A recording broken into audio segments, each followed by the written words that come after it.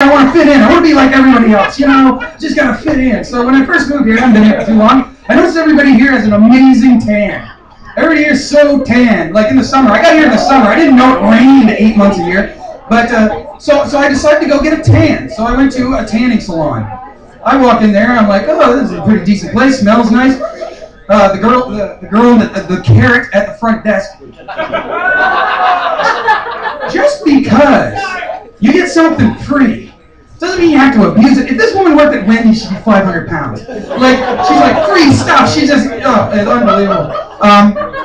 So I'm like, all right, well, what can you do for me? Like, I'm a ginger, right? I'm all pale and gross.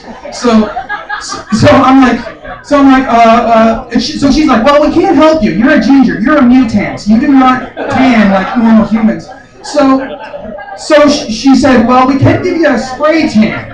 I was like, all right, I'll try a spray tan. What the heck? Why not? I just moved here. Ooh, fancy town. So I walk into the change room and I'm starting to disrobe. I don't know if you guys get this feeling, but whenever I'm in a locker room, I always have the feeling that there's like a closed circuit television, and the owner of the restaurant or the owner of the establishment is just like, oh yeah, I love gingers. Like, just watching it. Like, I always just have this feeling that I'm being watched in the locker room. Like, I always just assume there's a camera watching me.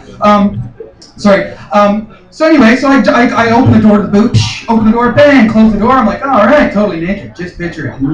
So I'm totally naked, standing there. I'm like, all right, what do I do? There's a bottle of lotion there, and I'm like, all right, what do I do? Things get personal in here. So there's some instructions. It said put the lotion on any skin that's kind of thick or crusty or whatever. So I'm like, put it everywhere now. I put it on my, my elbows, like my hands, like my knees, on like my feet. I'm like, geez, I got bunions I can like crack ice with. So I'm like, I'm putting it all over those. I don't want to have orange feet. I don't know, but it's just me.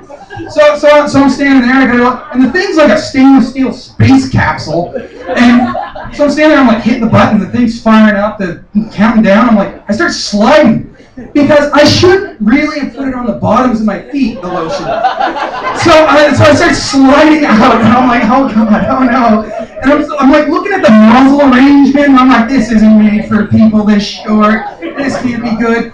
So the thing's like 5, 4, 3, 2, 1, boom, counts down and starts spraying.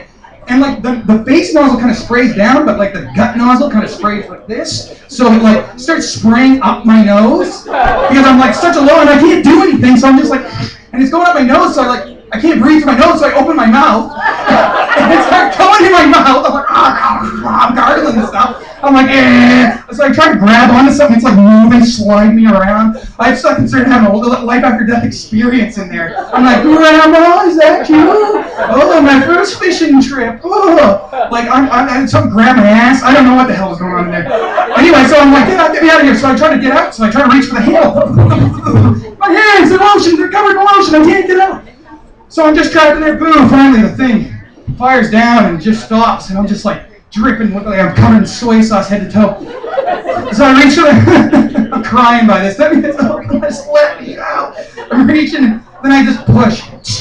I could have any point in time, I could have just got out of there, broke out, left. Like any point in time, but I'm from New Brunswick, so yeah. So.